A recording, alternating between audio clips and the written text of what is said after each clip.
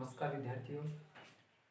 पिछली क्लास में अपन ने अध्याय 1 को कंप्लीट किया है। आज अपन स्टार्ट करेंगे अध्याय 2। अध्याय 2 का नाम क्या है? नर व मादा युग्मकोद्भिद संरचना व विकास। नर व मादा युग्मकोद्भिद संरचना व विकास या male and female gametophyte structure and development. सबसे पहला टॉपिक अपना क्या है? नर युग्मकोद्भिद। नर युग्मकोद्भिद क्या होता है? अब देखो, पादपों के अंदर नर व मादा जननांग के लिए एक विशिष्ट संरचना पाई जाती है। वो क्या होती है? पुष्प। पुष्प की संरचना के बारे में अपन ने पहले चैप्टर के अंदर डिटेल से पढ़ा था। पुष्प क्या होता है? पुष्प एक रूपांतरित पर्रोह है।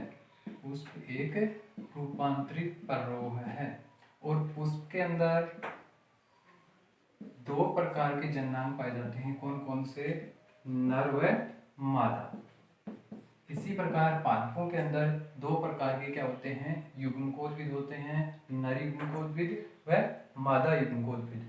नर युग्मकोद्भिद की बात करें अपन तो नर युग्मकोद्भिद के अंदर क्या होता है? इसे अपन क्या बोलते हैं? पुमंग। पुष्प में उपस्थित सभी नर जननांगों को अपन क्या कहते हैं? पुमंग कहते हैं। पुमंग की अपन इकाई की बात करें तो पुमंग की इकाई क्या होगी? पुंकेसर। पुमंग की इकाई क्या होती है? पुंकेसर होती है। और पुंकेसर के अंदर किसका निर्माण होता है? पराग कणों का निर्माण होता है। पुंकेसर के अंदर पराग कण बनते हैं। अब देखो, पुंकेसर को लघु बीजाणुपर्ण भी कहते हैं। पुंकेसर को क्या कहते हैं? लघु बीजाणुपर्ण भी कहते हैं। और मादा जननांग इसे क्या कहेंगे? जायांग या स्त्री केसर। और स्त्री केसर को अपन क्या बोलते हैं? गुरु बीजाणुपर्ण।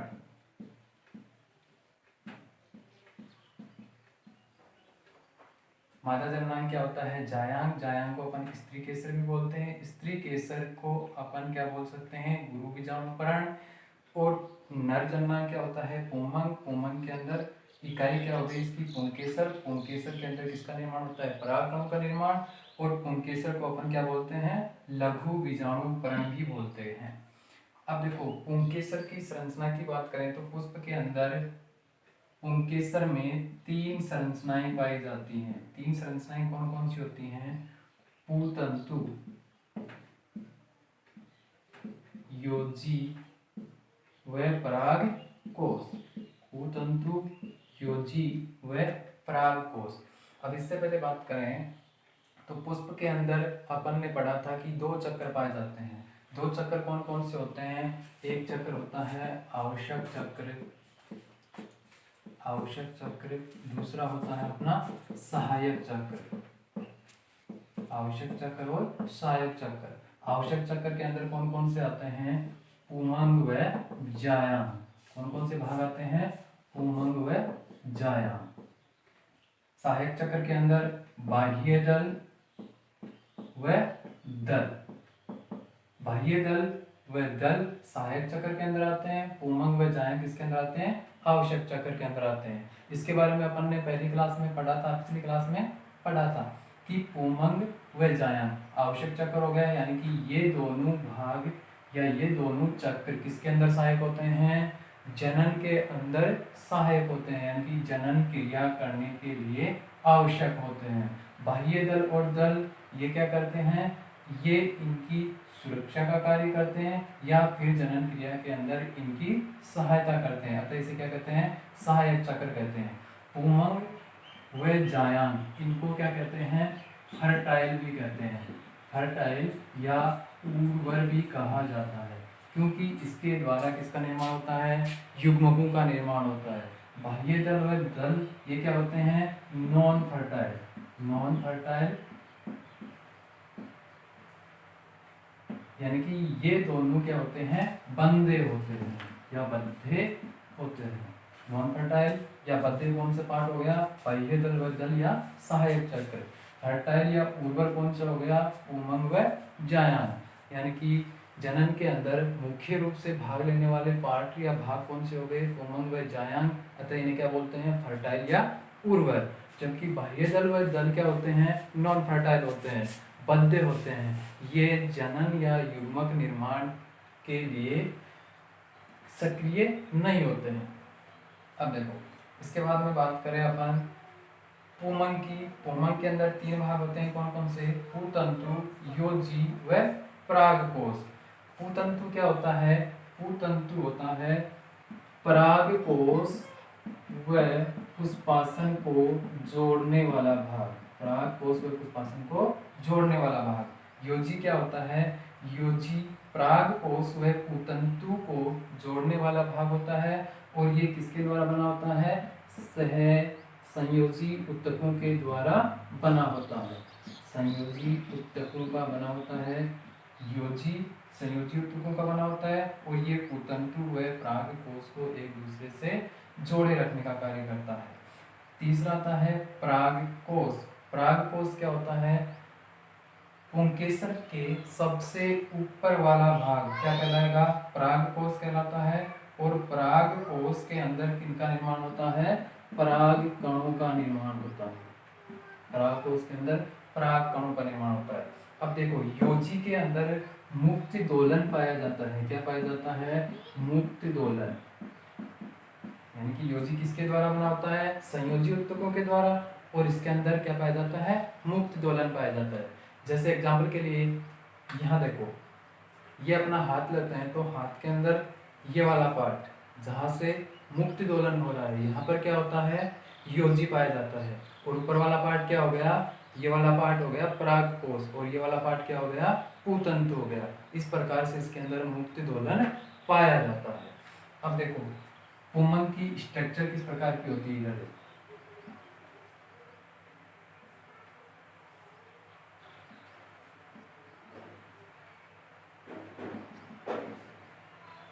ये क्या है, पुतंतु, परागकोश,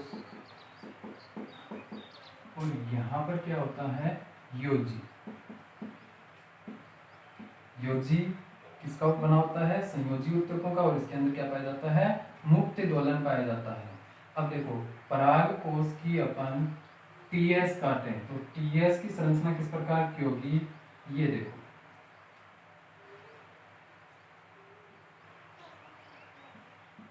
इस प्रकार की संरचना अपन को दिखाई देती है। यानी कि अपन परागकोश का टीएस काटते हैं तो इसके अंदर किस प्रकार की संरचना दिखाई देती है, जिसके अंदर 2 पालियां पाई जाती हैं। क्या पाई जाती हैं, 2 पालियां पाई जाती हैं, और दोनों पालियों के अंदर क्या होते हैं, 2-2 कोष्ठ पाए जाते हैं, या इन्हें क्या बोलते हैं, परकोष्ठ भी बोलते हैं। तो परागकोश के अंदर क्या हो गया, इधर देखो अपन बात कर रहे हैं परागकोश की संरचना के बारे में, यानी कि इसकी आंतरिक संरचना किस प्रकार की होती है। तो इसका टीएस काटेंगे तो किस प्रकार का दिखाई देगा, इसके अंदर 2 पालियां दिखाई देंगी। क्या दिखाई देंगी, 2 पालियां, और प्रत्येक पाली के अंदर क्या होते हैं, 2 प्रकोष्ठ पाए जाते हैं। प्रत्येक पाली के अंदर क्या पाए जाते हैं, 2 प्रकोष्ठ पाए जाते हैं। इस प्रकार से एक परागकोश के अंदर कितने प्रकोष्ठ पाए जाते हैं, 4 प्रकोष्ठ व 2 पालियां पाई जाती है। अब देखो प्रत्येक पाली के अंदर जो प्रकोष्ठ पाए जाते हैं, इन प्रकोष्ठों को अपन क्या बोलते हैं, लघु बीजाणुधानी। यानी कि लघु बीजाणुधानी किसे कहेंगे, वह भाग जहाँ पर लघु बीजाणु का निर्माण होता है, वह भाग जहाँ पर लघु बीजाणु का निर्माण होता है, उस धानी को अपन क्या बोलेंगे, लघु बीजाणु धानी। एक परागकोश के अंदर कितनी लघु बीजाणु धानी पाई जाएंगी, 4 लघु बीजाणु धानियां पाई जाती हैं। और इन लघु बीजाणु धानियों के अंदर किसका निर्माण होता है, लघु बीजाणु का निर्माण होता है। अब देखो परागकोश के अंदर मुख्यतः अधिकांश पादपों में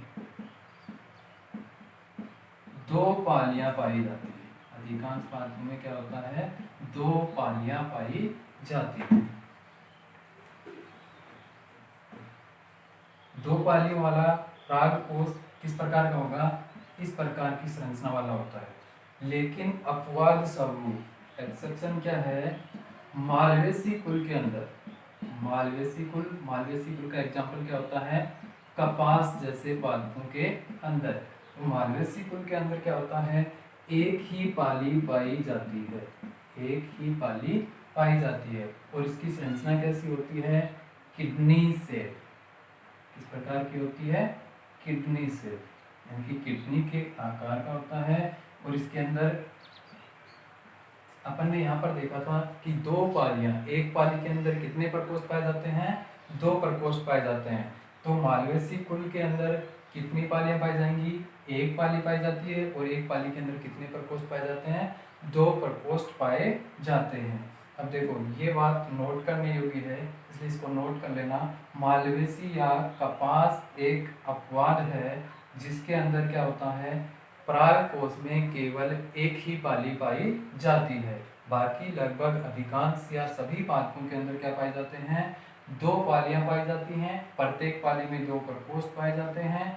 और इन प्रकोष्ठों को अपन क्या बोलते हैं, लघु बीजाणुधानी। लघु बीजाणुधानी किसे कहेंगे, लघु बीजाणु का निर्माण जहाँ पर हो रहा है उस कोष्ठ को या उस धानी को अपन लघु बीजाणुधानी कहते हैं।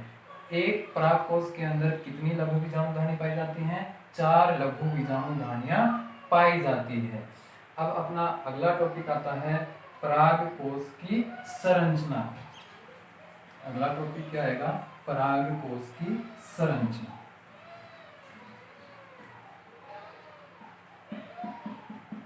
परागकोश की संरचना। अब देखो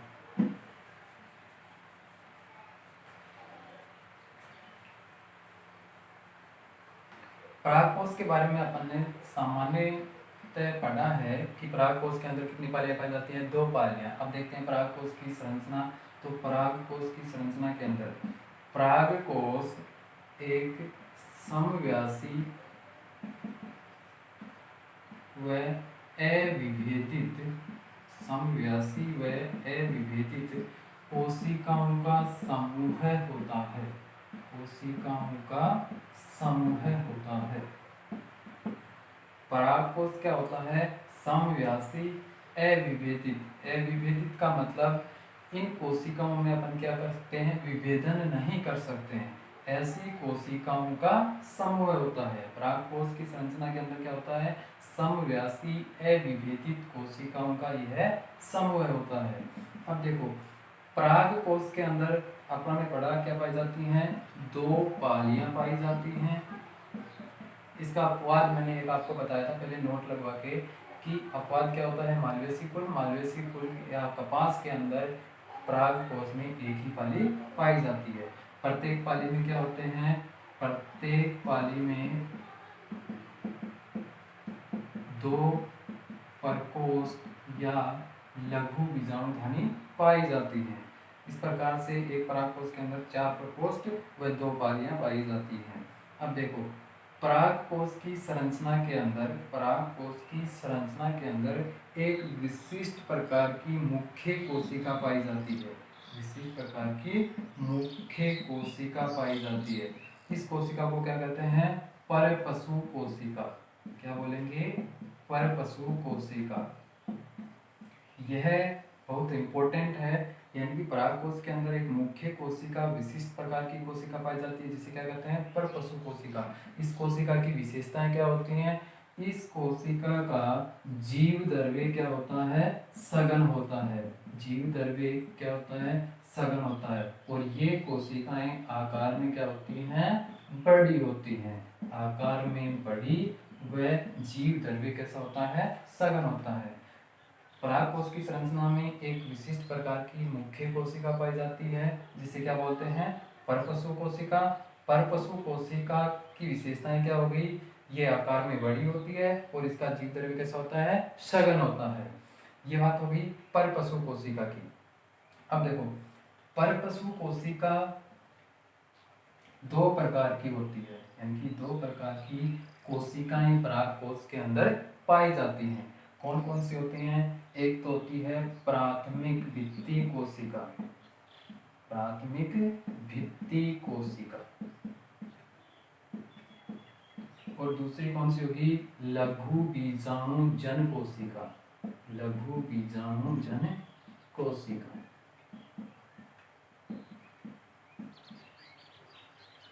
परपशु कोशिका या पराग कोश की आंतरिक संरचना के अंदर दो प्रकार की कोशिकाएं पाई जाती हैं। कौन कौन सी? प्राथमिक भित्ति कोशिका व लघु बीजाणु जन कोशिका। अब देखो, पहले बात कर लेते हैं लघु बीजाणु जन कोशिका। लघु बीजाणु जन कोशिका क्या होती हैं? वो कोशिकाएं जो लघु बीजाणु का निर्माण करने में सहायक होती हैं या लघु बीजाणु का निर्माण करती हैं।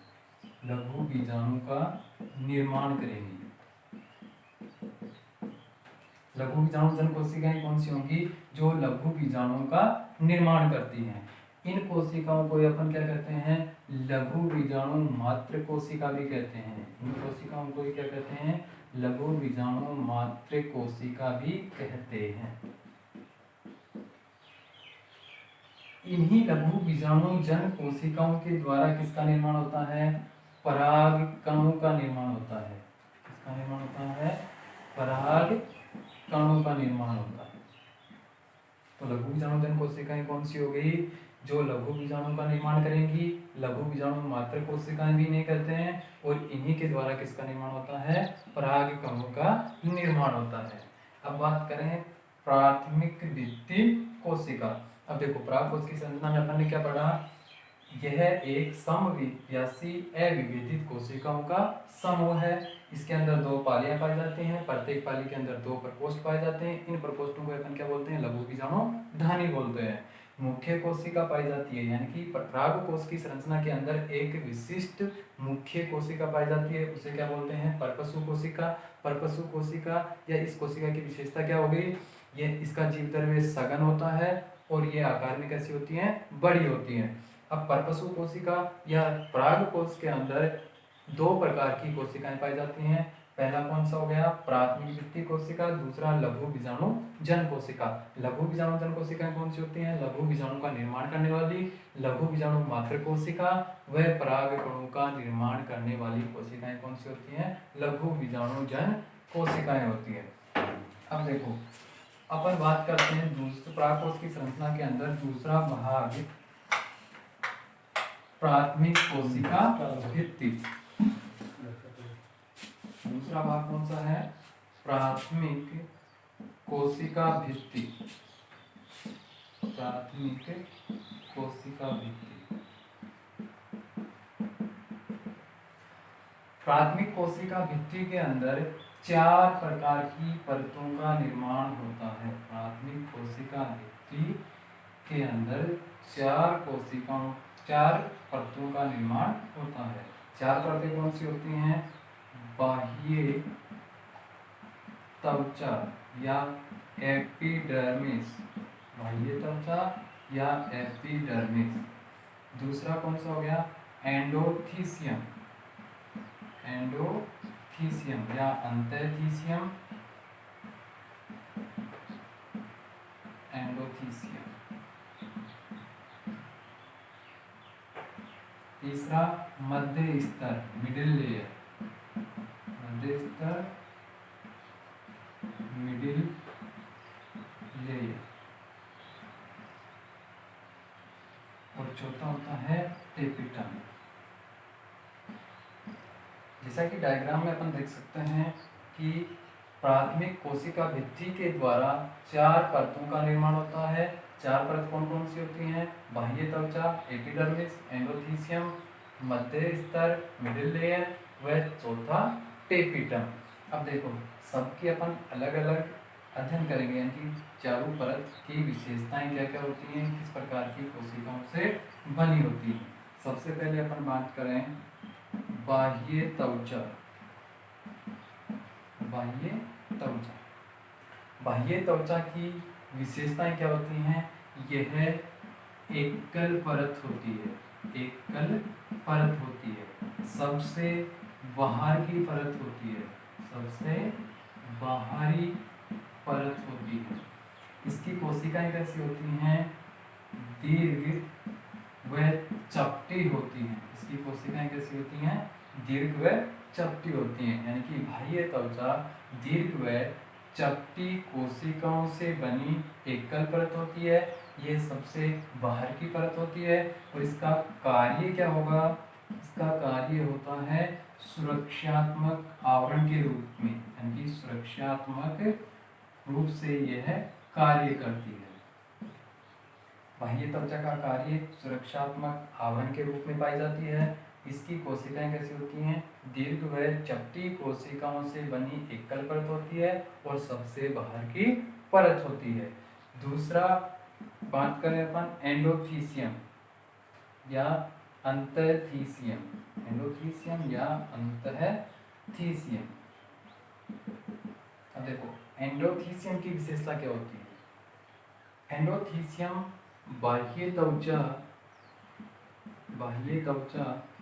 व मध्य स्तर, बाह्य त्वचा व मध्य स्तर के बीच में एकल परत होती है। अंतःथीसियम या एंडोथीसियम क्या होती है? बाह्य त्वचा से नीचे व मध्य स्तर के ऊपर, यानी कि दोनों के बीच में एकल परत होती है। अंतःथीसियम व एंडोथीसियम का कार्य भी क्या होता है? सुरक्षा का होता है। इसका कार्य भी क्या होता है? सुरक्षा का कार्य होता है। बाह्य त्वचा से नीचे व मध्य स्तर के ऊपर एकल परत पाई जाती है और इसका कार्य क्या होता है? सुरक्षात्मक कार्य होता है। अब देखो इन कोशिकाओं की एक विशेषता होती है, इनकी कोशिकाओं में यू आकार में, इनकी कोशिकाओं में यू आकार में सेल्यूलोज का जमाव होता है। इनकी कोशिकाओं की विशेषता क्या होगी? इनकी कोशिकाओं के अंदर, अंतःथीसियम या एंडोथीसियम की कोशिकाओं के अंदर यू आकार में सेल्यूलोज का जमाव होता है। अब यू आकार में सेल्यूलोज का जमाव होगा तो ये सेल्यूलोज क्या करेगा? जब वातावरण में नमी होती है, वातावरण में आर्द्रता या नमी होती है तो उसका क्या करते हैं? अवशोषण करते हैं या अवशोषण करता है।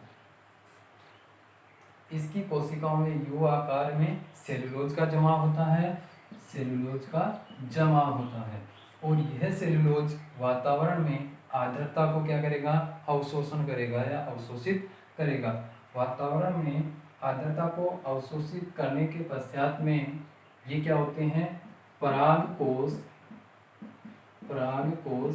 स्फुटित हो जाते हैं, स्फुटित हो जाते हैं। यानी कि जैसे ही वातावरण में उपस्थित आर्द्रता को परागकोश की अंतःथीसियम या एंडोथीसियम के द्वारा अवशोषित किया जाएगा तो उसके अंदर क्या होगा? स्फुटन होगा और जैसे ही परागकोश का स्फुटन होगा पराग कण दूर दूर बिखर जाएंगे। अपन देखते हैं कि अधिकांशतः आवर्तबीजी पादपों के अंदर सुबह के समय में क्या होता है? परागकोश स्फुटित होते हैं या फटते हैं। क्यों ऐसा क्यों होता है? क्योंकि सुबह के समय क्या होता है? नमी व आर्द्रता उचित होती है जिसको अवशोषित करके परागकोश क्या हो जाते हैं? स्फुटित हो जाते हैं। अब देखो तीसरी परत अपनी आती है मध्य स्तर। तीसरी परत कौन सी है? मध्य स्तर। अब देखो मध्य स्तर क्या होती है? मध्य स्तर 2 या 3 परतों से मिलकर बना होता है, 2 या 3 परतों से मिलकर बना होता है। बाकी सभी परतें कैसी होती हैं? एकल परत होती हैं, यानी कि एक ही लेयर पाई जाती है। जबकि मध्य स्तर के अंदर क्या होता है? 2 या 3 परतों से मिलकर यह बना होता है। इन कोशिकाओं का कार्य क्या होता है? इनका कार्य होता है परागकण निर्माण के दौरान, परागकण निर्माण के दौरान अल्प समय के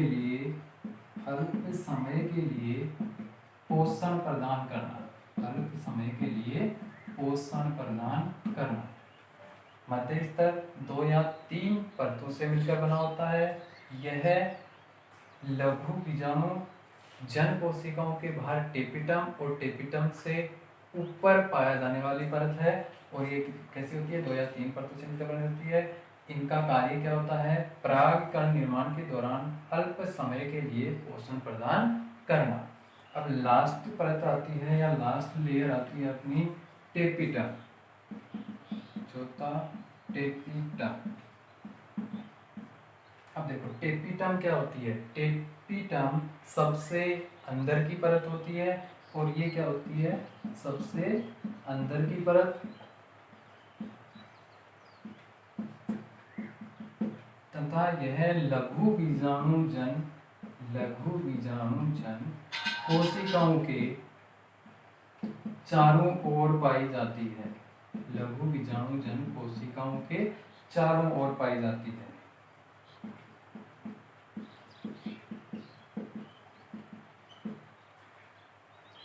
इस परत की कोशिकाओं का जीव द्रव्य कैसा होता है? सघन होता है और इनके अंदर केंद्रक कैसा होता है? स्पष्ट होता है। केंद्रक स्पष्ट दिखाई देता है। टेपिटम सबसे अंदर की परत होती है और ये भी कैसी होती है? एकल परत होती है, यानी कि कोशिकाओं की एक परत पाई जाती है, उसे अपन क्या बोलते हैं? टेपिटम।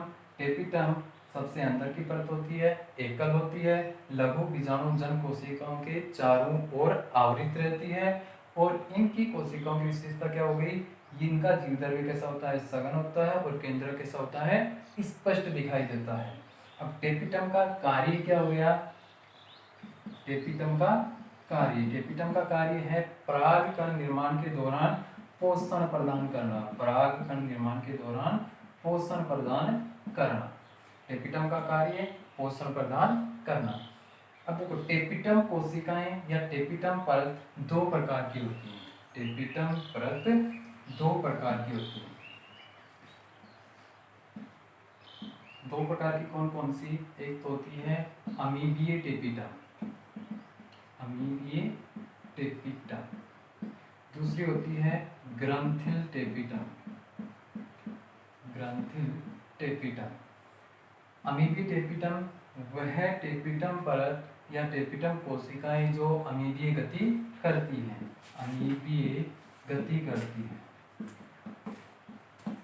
वो क्या होगी? अमीबीय टेपिटम। दूसरी होती है ग्रंथिल टेपिटम। ग्रंथिल टेपिटम यह अधिकांश पादपों में पाई जाती है, पादपों में पाई जाती है।